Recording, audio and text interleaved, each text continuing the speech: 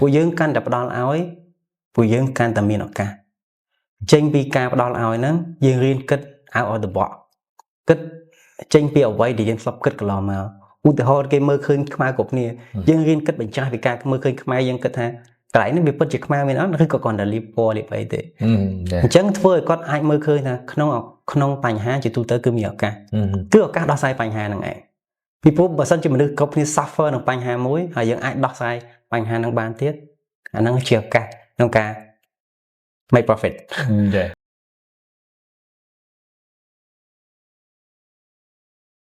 បាទជំរាបសួរនិងស្វាគមន៍សាជាថ្មីមកកាន់កម្មវិធី Beyond the Boundary ជួបជាមួយខ្ញុំបាទលេនីនជាអ្នកសម្របសម្រួលនៅក្នុងកម្មវិធីហើយនៅក្នុងសប្តាហ៍នេះយើងមានការចូលរួមពីភ្ញៀវកិត្តិយសយើងមួយរូបគឺបងគ្រីស្ណាដែលគាត់ជាស្ថាបនិកក៏ដូចជា CEO នៃម៉ៃលេខាហើយយើងនឹងជជែកគ្នានៅលើប្រធានបទមួយដែលយើងនឹងនិយាយពីដំណោះស្រាយអាជីវកម្មនៅក្នុងយុគសម័យបច្ចេកវិទ្យាហើយតើវាមានរឿងរ៉ាវយ៉ាងណាហើយនឹងបទពិសោធន៍ជាមួយនឹងភ្ញៀវកិត្តិយសយើងយ៉ាងណាយើងនឹងចាំទៅស្ដាប់អ្នកគ្នាជំរាបសួរបងបាទជំរាបសួរបងចង់ឲ្យបងណែនាំខ្លួនក៏ដូចជា business របស់បងបន្តិចទៅកាន់បងប្អូនយើងបាទខ្ញុំបាទគ្រីស្ណាគឺជាស្ថាបនិកនៃ MyLekha Tech Solution ពួកយើង design technology platform សម្រាប់លើទូរស័ព្ទដៃនិង computer ទាំងលើ web ឲ្យម្ចាស់អាជីវកម្មខ្នាតតូចនិងខ្នាតមធ្យមប្រើប្រាស់ដើម្បីគ្រប់គ្រងអាជីវកម្មរបស់គាត់កាន់តែល្អប្រសើរហើយយើង free ឲ្យពួកគាត់ទេបាទអូខេបងចង់ដឹងពី background បងបន្តិចតើបងមាន background ពីណាមុនបងចាប់ដើម MyLekha បាទ background តកតូននឹងការសិក្សារបស់ខ្ញុំហ្មងក៏ប៉ុន្តែខ្ញុំរៀនខាងផ្នែកធនាគារនិងហិរញ្ញវត្ថុនៅឆ្នាំ2014ខ្ញុំបញ្ចប់ការសិក្សាហើយក្រោយមកពេលដែលរៀនចប់ខ្ញុំអត់សូវ interest លើវិស័យធនាគារចង់ធ្វើការឲ្យគេតទៀតទេអញ្ចឹងខ្ញុំក៏ចាប់ដើមរក goal ខ្លួនឯងក្នុងឆាកជីវិតហើយបន្តមកទៀតខ្ញុំចំណាយពេលប្រហែលឆ្នាំដើម្បីសួរខ្លួនឯងរឿងហ្នឹងក្រោយមកទៀតទើបខ្ញុំចាប់ដើមប្រឡូកក្នុងវិស័យការងារហើយចាប់ដើមជួញពពួក tech startup មាន tech startup របស់កម្ពុជាយើងហើយនិង tech startup របស់បរទេសក៏ប៉ុន្តែក្រោយមកទៀតយើងក៏ break គ្នាទៅវិញដោយសារតែពួកយើងមាន vision ខុសគ្នាហើយខ្ញុំយល់ថាបើយើងគង់តែចំណាយពេលវេលាក្នុងជីវិតពីមួយថ្ងៃទៅមួយថ្ងៃហើយប្រឹងធ្វើការដែរហេតុអីក៏យើងមិនធ្វើការដើម្បីបំពេញនៅក្តីសម័យរបស់យើងជំនួសឲ្យការចំណាយពេលវេលាទៅបំពេញក្តីសម័យរបស់អ្នកដទៃអញ្ចឹងហើយទៅនៅឆ្នាំ2019ចុងឆ្នាំ2019ក្រោយពេលដែល skill ផ្នែក technology របស់ខ្ញុំ grow បានច្រើនខ្ញុំជួបមួយ partner របស់ខ្ញុំហើយក៏ make decision ថាអូខេយើងគួរតែចាប់ផ្ដើមបច្ចេកវិទ្យាម្យ៉ាងដើម្បីដោះស្រាយបញ្ហាជីវកម្មខ្នាតតូចនិងខ្នាតមធ្យមអញ្ចឹងទៅចុងឆ្នាំ2019យើងក៏ចាប់ផ្ដើមបង្កើត project មួយឈ្មោះថា MyLekha នឹងឡើងមកចង់កាត់បងតិចកន្លែងមានន័យថានៅពេលដែលបងមានជួបជាមួយដៃគូនៅក្នុងការបង្កើត MyLekha តែបងមានមូលហេតុអីដែលធ្វើឲ្យបងសម្រេចចិត្តទៅបង្កើត MyLekha នេះហ្មងបាទតកតូនទៅនឹងមូលហេតុដែលពួកយើងសម្រេចចិត្តបង្កើត MyLekha ដោយសារយើងឃើញថាបច្ចេកវិទ្យាដែលមាននៅក្នុងពេលនោះម្ដងថ្ងៃនេះក៏ដោយសម្រាប់ភាគច្រើនវាមានតម្លៃយ៉ាងថ្លៃដែរហើយភាគច្រើនមានទៅលើក្នុងកុំព្យូទ័រមិនសូវមានតាមទូរស័ព្ទដៃហើយម្យ៉ាងទៀតម្ចាស់អាជីវកម្មអាកម្មខ្នាតតូចហ្មងគឺគាត់ចង់បានអ្វីដែលងាយហើយម្យ៉ាងក៏គាត់អត់សូវមានបាត់ចិត្តក្នុងការចំណាយច្រើនដែរអញ្ចឹងហើយទើបយើងគិតថាយើងគួរតែបង្កើតបច្ចេកវិទ្យាមួយដែលអាចឲ្យគាត់ប្រើ free បានក្នុងដំណាក់កាលគាត់នៅតូចអញ្ចឹងទៅគឺគាត់អាចដោះស្រាយបញ្ហារបស់គាត់ដល់ពេលដែលគាត់ទៅចាប់ដើរអាជីវកម្មថ្មីថ្មោងហើយមិនទាន់មានប្រាក់ចំណេញប្រាក់អីផងហើយយើងគាត់មិនចាំបាច់ចំណាយច្រើនពេកនៅលើ technology ទេហើយយើងឃើញបញ្ហានឹងកើតឡើងយើងក៏បង្កើត solution នឹងឡើងមកអញ្ចឹងមានន័យថានៅក្នុងការចាប់ផ្ដើមបងឃើញពីបញ្ហារបស់ហៅថាអាជីវករឬក៏ម្ចាស់អាជីវកម្មខ្នាតតូចដែលគាត់ជួបបញ្ហាជាមួយនឹងការមានការដោះស្រាយបញ្ហាអាជីវកម្មប្រចាំថ្ងៃរបស់គាត់តែតកតទៅនឹង MyLekha នេះហ្មងជា service ឬក៏ជា solution ដែលយើងអ្វីដែលយើងផ្ដល់ឲ្យពួកគាត់ជាក់ស្ដែងម្ដងថ្ងៃនេះយើងមាន2 platform យើងមាន MyLekha Dashboard ហើយនិង MyLekha POS ហើយសម្រាប់ម្ចាស់អាជីវកម្មដែលគាត់ប្រើ platform ទាំងពីរនេះគាត់អាចប្រើនៅលើទូរស័ព្ទដៃផងគាត់អាចប្រើនៅក្នុងកុំព្យូទ័រផងបាទអញ្ចឹងទាំងពីរ version ហើយ data វា centralize ចូលគ្នាអញ្ចឹងគាត់អាចមើលរបាយការណ៍ហិរញ្ញវត្ថុតាមរយៈ dashboard ហើយបើសិនជា គាត់ចង់ឲ្យបុគ្គលិកគាត់ប្រើហើយ focus ទៅលើការលក់គាត់អាចប្រើ POS ប៉ុន្តែទន្ទឹមនេះហ្នឹងគឺយើងអាច ship production របស់គាត់ហ្នឹងទាំងការគ្រប់គ្រងចំណូលចំណាយ stock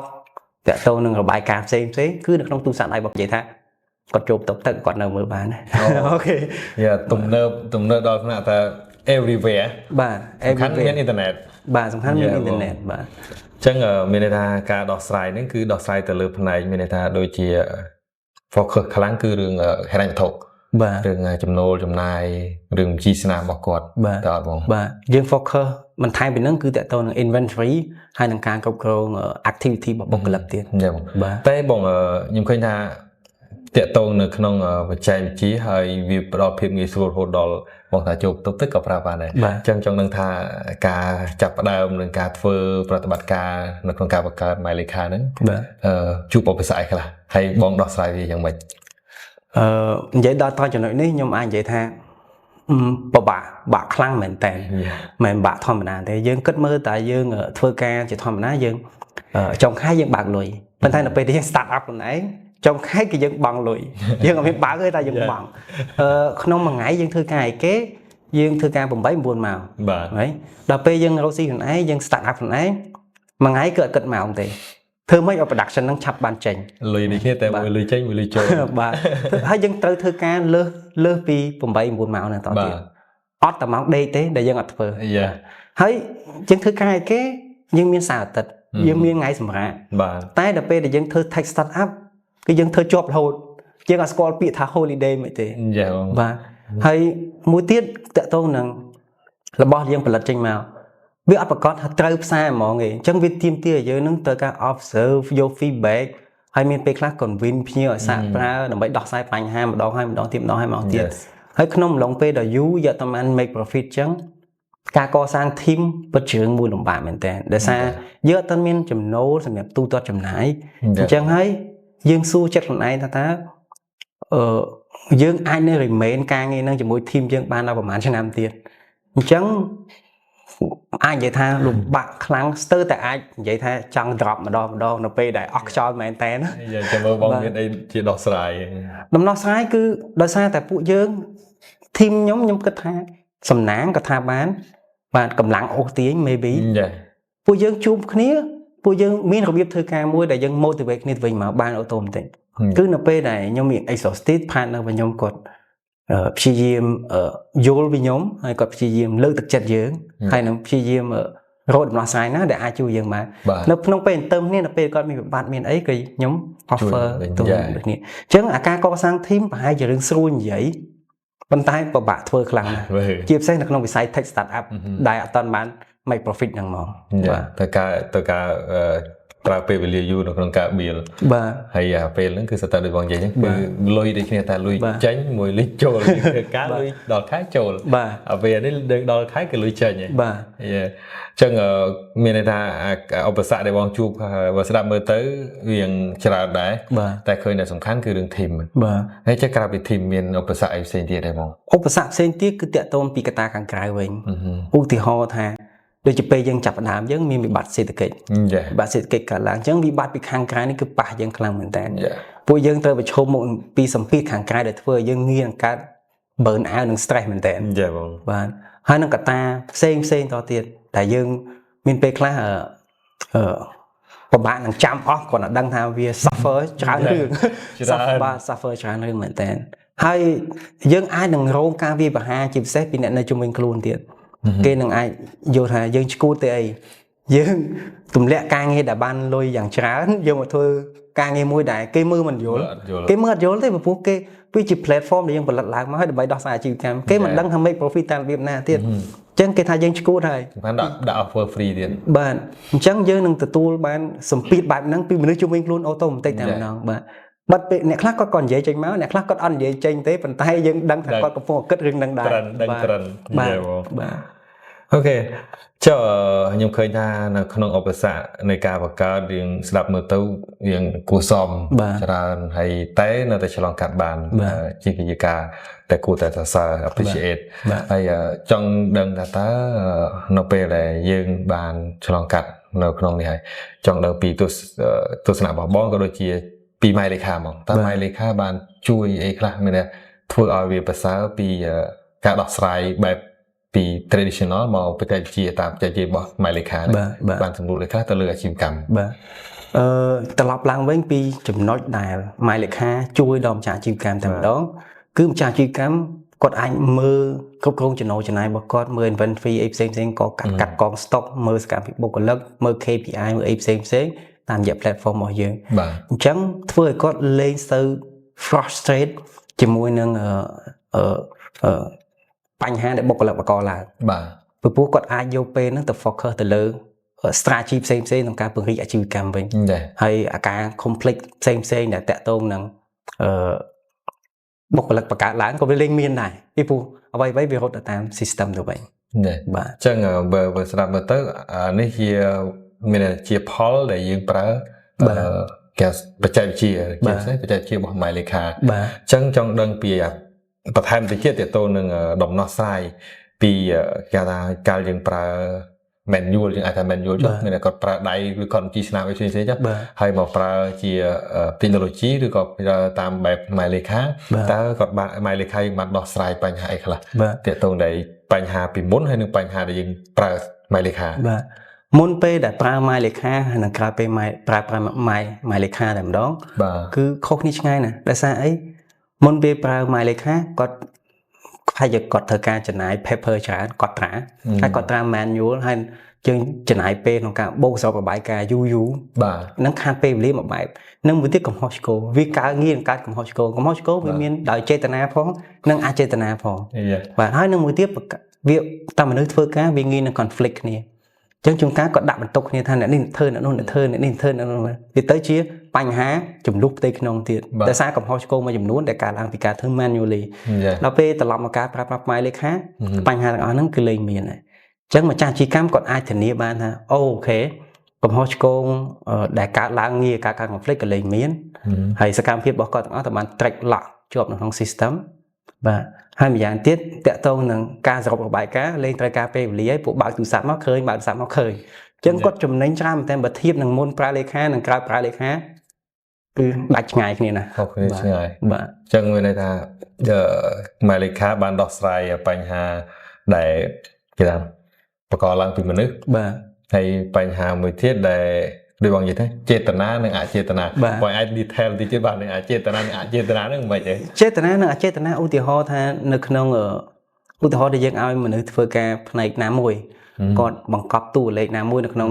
ឧទាហរណ៍ថា Excel ចុះគាត់ធ្វើរបាយការណ៍ក្នុង Excel manually អញ្ចឹងគាត់បង្កប់ row ណាមួយ column ណាមួយគាត់បូកដកលទ្ធផលមកឃើញធំប៉ុន្តែគាត់បង្កប់ row មួយហ្នឹងទៅឃើញយើងម្ចាស់អាជីវកម្មយើងមើលអត់ដឹងថាអាតួលេខហ្នឹងវាទៅណាហើយមិនគេចេញមកលទ្ធផលអញ្ចឹងតើយើងចំណាយពេល investigate តែដល់ពេលប្រើក្នុង system គាត់លេងអាចធ្វើអញ្ចឹងបានអាហ្នឹងចេតនាតែអចេតនាឧទាហរណ៍ថាគាត់ភ្លេចភ្លាំងភាសាការងាររវល់ច្រើនពេកគាត់បាន record ចូលពេលខ្លះទៀតគាត់អត់បានកត់ត្រាវាទុកអញ្ចឹងហើយអាហ្នឹងកំហុសអចេតនាអញ្ចឹងគាត់ធ្វើឲ្យបាត់តួលេខហ្នឹងដូចគ្នាបាទយេបងអូខេស្ដាប់មើលទៅឃើញជាផលល្អមួយនៅក្នុងការប្រើម៉ៃលេខាអញ្ចឹងចង់សួរទៅបងទីទៀតតទៅនឹងអតិជនបែបម៉េចឬក៏អាជីវកម្មបែបម៉េចដែលគួរតែ fit ឬក៏ស័ក្តិសមទៅប្រើម៉ៃលេខាបាទអាជីវកម្មដែលគួរតែសាកល្បងប្រើម៉ៃលេខាគឺអាជីវកម្មដែលមានຂະຫນាតតូចនិងຂະຫນាតមធ្យមយើងអាច category ទៅជាប្រភេទដូចប្រភេទម៉ាតប្រភេទ restaurant ប្រភេទលក់ដុំលក់រាយលក់សម្លៀកបំពាក់លក់សេវាកម្មផ្សេងបាទ karaoke maybe សិតតែអាចប្រើបានដែរអញ្ចឹងមានអាជីវកម្មច្រើនទម្រង់ណាស់ឲ្យតែនៅក្នុងຂະຫນាតតូចនិងຂະຫນាតកណ្ដាលអាចចាប់ដើមប្រើម៉ៃលេខាបានហើយ free អូខេសំខាន់ free offer តែចំសម្រាប់អញ្ចឹងយើងអាចបានដឹងហើយថាដំណើររបស់បងនៅក្នុងការចាប់ផ្ដើមដែលឃើញពីបញ្ហានៅក្នុងអាជីវកម្មជាពិសេសអាជីវកម្មខ្នាតតូចនៅក្នុងមធ្យមដែលគាត់ប្រើពី traditional report ឬក៏ការកត់ត្រាបែប manually ឬក៏ Excel អីចឹង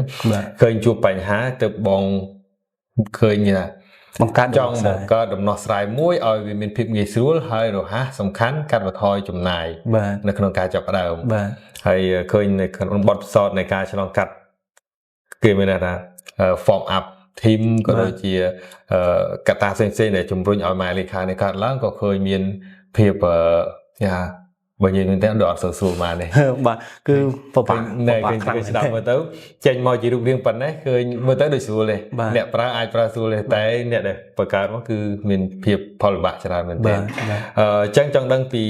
ចក្ខុវិស័យនៅក្នុងរបស់ team របស់បងតិចថាតើយើងចង់ bring my lekha ហ្នឹងទៅដល់កម្រិតណានៅក្នុងមាននៅក្នុងការប្រើប្រាស់ បាទនៅក្នុង concept របស់យើងតែម្ដងមួយ team យើងតែម្ដងយើងមានបេសកកម្មដូចគ្នាគឺយើងចង់រុញអាជីវកម្មពីខ្នាតតូចដល់ខ្នាតកណ្ដាលទៅកាន់ digital life ទាំងអស់ក្នុងប្រទេសកម្ពុជារបស់យើងហើយខ្ញុំវា fit ជាមួយនឹងគោលដៅរបស់រដ្ឋាភិបាលដែលគាត់កំពុងតែចង់ជំរុញឲ្យអាជីវកម្មមកទៅកាន់ digital ហើយចក្ខុវិស័យរបស់យើងសម្រាប់ពួកគាត់តែម្ដងគឺ digitalize business ទាំងមូលតែម្ដងអញ្ចឹងនៅពេលដែលគាត់ចាប់ដើមរីកចម្រើនពួកយើងក៏រីកចម្រើនតាមនឹងដែរពួកយើងឈរលើគោលចំហមួយហ្នឹងគឺថាគាត់រីកចម្រើនយើងរីកចម្រើនអញ្ចឹងហើយទៅយើងឲ្យគាត់ free ហើយយើងនឹងចាប់ដើមគាត់លុយកាក់តិចតួចនៅពេលដែលគាត់ចាប់ដើមធំខ្ញុំមានដំបូងគាត់ប្រើ free បាទតែដល់ពេលដែលគាត់ធំគាត់ចាប់ដើមមានគេថាមានបុគ្គលិកមានដាក់ចូលបន្ថែមទៀតបាទពេលនោះគាត់អាចត្រូវការចំណាយបន្ថែមហើយបាទគាត់អាចនឹងគិតគូរពិចារណាថាអូខេគាត់មានបុគ្គលិក3នាក់ឧទាហរណ៍ហើយគាត់ចង់បង្កើតឲ្យបុគ្គលិកគាត់ប្រើដែរប្រើប្រាស់ដើម្បីងាយស្រួលត្រាច់មើល KPI performance ការងារផ្សេងអញ្ចឹងគាត់អាចទិញ user ហើយពួកយើងក៏ offer ក្នុងតម្លៃមួយដែលធូរថ្លៃដែរទេមួយ user $5វាប្រហែលជាការទូរស័ព្ទមួយតែប៉ុណ្ណឹងអញ្ចឹងបើនៅពេលដែលអាជីវកម្មគាត់ធំ operation មកគាត់រៀងធំទៅសម្រាប់កាត់ទូរស័ព្ទ$5វាទូចមែនតើបាទតែខ្ញុំឮដូចជាលើកស្លុបឮបងលើកឡើងដែរតើតងនឹងមានន័យថាការនៅពេលដែលយើងប្រើ My Lekha ហើយតិចទៀតនៅពេលដែលយើងដាក់កម្ចីសំណើទៅលើខាងធនាគារអីហ្នឹងអាហ្នឹងមិនដែរបងធ្លាប់ឮបងលើកខាងហ្នឹងដែរបាទថ្មីនេះពួកយើងទៅតែរុញ proposal ហ្នឹងទៅកាន់ធនាគារហើយគេកំពុងតែសិក្សាពិចារណាហើយធនាគារដៃគូរបស់យើងមិនតន់បញ្ចេញឈ្មោះទេតែនឹងដាក់ឲ្យប្រើប្រាស់ក្នុងពេលឆាប់នេះនៅពេលដែលយើងសហការគ្នារៀងរាល់ពួកយើងយល់ឃើញថាធនាគារគាត់ចង់ផ្ដល់កម្ចីប៉ុន្តែគាត់ពិបាកក្នុងការផ្ដល់ដោយសារគាត់អត់មានទិន្នន័យរបស់អាជីវកម្មតែអាជីវកម្មនឹងជាតិសោតគាត់ត្រូវការលុយរហ័សមានពេលខ្លះគាត់លុយបវលអីវ៉ាន់មួយខែពីរខែឧទាហរណ៍ហើយគាត់ return ទៅវិញតែយើងបើតាមរូបភាពអង្ការយើងហៅឆក់លុយយើងឆក់1000 2000អញ្ចឹងណាហើយការប្រាក់តិចគាត់ចង់បានណាក៏ប៉ុន្តែគាត់ពិបាកក្នុងការ submit ដោយសារអីគាត់អត់មានទិន្នន័យហិរញ្ញវត្ថុទិន្នន័យរបាយការណ៍ business តែពេលយើងមើលឃើញចំណុច suffer ទាំងអស់នេះហើយ team យើងទាំងមូលឃើញកន្លែងហ្នឹងដូចគ្នាក៏យើងមកកើត solution ថាអូខេពួកយើងមាន business data ដែលធនាគារគាត់កំពុងតែ require ហើយ user គាត់កំពុងតែជឿក្បាលដោយសារគាត់អត់ចេះរៀបរបាយការណ៍ដើម្បីស្នើខាងធនាគារទេអញ្ចឹងយើង centralize ឯកសារទាំងអស់នេះសម្រាប់ bridge ពួកគាត់បញ្ចូលគ្នាអញ្ចឹងដើម្បីឲ្យ user ដែលប្រើប្រាស់ My Lekha ងាយស្រួលក្នុងការ access loan ហើយសម្រាប់ពីខាងធនាគារវិញក៏ងាយស្រួលក្នុងការ approve loan បាទ approve loan កន្លែងអញ្ចឹងមានថាដូចយើងកំពុងតែ matching បាទធនាគារគាត់ចាំបាច់គឺអា report របាយការណ៍ហិរញ្ញវត្ថុបាទហើយដល់ពេលម្ចាស់អាជីវកម្មគឺផលលំបាកគឺរៀបចំរបាយការណ៍ហិរញ្ញវត្ថុបាទអញ្ចឹងជាមួយ My Lekha គឺត្រូវបានភ្ជាប់ជាមួយនឹងធនាគារជាមួយនឹងម្ចាស់អាជីវកម្មនៅក្នុងការ submit loan បាទអូខេឃើញកន្លែងហ្នឹងប្រសើរមែនទែនល្អមែនទែនបងអញ្ចឹងខ្ញុំគិតថានៅពេលដែលproposal នេះដំណើរការខ្ញុំគិតថាម្ចាស់អាជីវកម្មក៏គាត់នឹងងាយស្រួលដោយបងថាឆក់លុយមកផ្លេតអញ្ចឹងវាភាពងាយស្រួលដល់ធនាគារដូចគ្នានៅក្នុងការពិនិត្យមើលឯកសាររបស់គាត់បាទអញ្ចឹងចង់ដឹងពីគេហៅពី personal របស់បងបន្តិចសម្រាប់អាចថាជាសារសម្រាប់ទៅដល់អ្នកជំនាន់ក្រោយឬក៏សម្រាប់ដល់បងប្អូនដែលគាត់ដែលចង់ចាប់ផ្ដើមអាជីវកម្មឬក៏ប្រភេទស្តៀងបងដូចគ្នាបាទជាសាររបស់ខ្ញុំសម្រាប់បងប្អូនក៏ដោយបងក៏ដោយដែលចង់ចាប់ផ្ដើមអាជីវកម្មពួកយើងទាំង team ទាំងមូលតែម្ដងមានចក្ខុវិស័យដូចគ្នាគឺផ្ដល់ឲ្យមុនពួកយើងកាន់តែផ្ដល់ឲ្យពួកយើងកាន់តែមានឱកាសចេញពីការផ្ដល់ឲ្យហ្នឹងយើងរៀនគិត out of the box គិតចេញពីអ្វីដែលយើងធ្លាប់គិតកន្លងមកឧទាហរណ៍គេមើលឃើញខ្មែរគ្រប់គ្នាយើងរៀនគិតបញ្ច្រាស់ពីការមើលឃើញខ្មែរយើងគិតថាកន្លែងនេះវាពិតជាខ្មែរមែនអត់ឬក៏គ្រាន់តែលៀបពណ៌លៀបអីទេអញ្ចឹងធ្វើឲ្យគាត់អាចមើលឃើញថាក្នុងបញ្ហាជាទូទៅគឺមានឱកាសគឺឱកាសដោះស្រាយបញ្ហាហ្នឹងឯង ពីព្រោះបើសិនជាមនុស្សគ្រប់គ្នា suffer នឹងបញ្ហាមួយហើយយើងអាចដោះស្រាយបញ្ហានឹងបានទៀតអាហ្នឹងជាឱកាសក្នុងការ make profit ចា៎ បាទហើយបងប្អូនអាច learn អំពីបញ្ហាផ្សេងពីព្រោះបញ្ហាផ្សេងហ្នឹងវាជាប្រយោជន៍នៅពេលដែលបញ្ហាមួយកើតឡើងវាតាមពិតវាបង្កប់នៅមេរៀនមួយដ៏សំខាន់សម្រាប់យើងដែរឲ្យតែយើងចេះរៀនពីវាចេះយើងរៀនវាបន្តិចៗយើងសន្សំបទពិសោធន៍សន្សំចំណេះដឹងសន្សំ network ហើយទៅយើងចាប់ដើម start up ឱកាស fail វាអាចថយតាមនឹងដែរមិនមែនមានន័យថាមិន fail ណាប៉ុន្តែវាមានតិចដោយសារអីយើងសន្សំវាមកច្រើនរួចហើយ កាត់បន្ថយ បាទយើងសន្សំតាំងពីរបៀបធ្វើការជា team យើងសន្សំ network ដែលយើងអាច build connection យក product យើងទៅដាក់យើងសន្សំនៅបទពិសោធន៍ដែលយើងធ្លាប់ធ្វើការជាមួយនឹង customer ផ្សេងជាមួយនឹងបញ្ហាផ្សេងរោគសម្ពាធផ្សេងអាហ្នឹងសិតទៅជាគុណសម្បត្តិនៅពេលដែលយើងចាប់ដើម start up ចា៎ បាទ អញ្ចឹង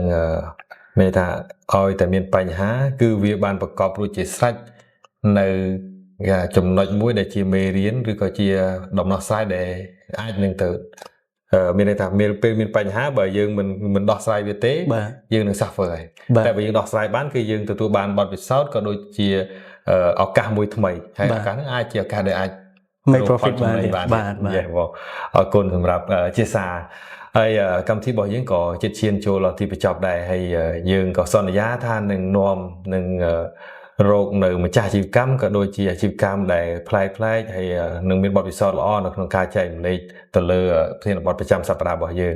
ហើយជាចុងក្រោយខ្ញុំបាទលេនីនជាអ្នកសម្របសម្រួលនៅក្នុងកម្មវិធីរួមជាមួយនឹងបងគឹស្ណាដែលជាភ្ញៀវកិត្តិយសនៅក្នុងសប្តាហ៍នេះសូមអរគុណសូមជម្រាបលាបាទ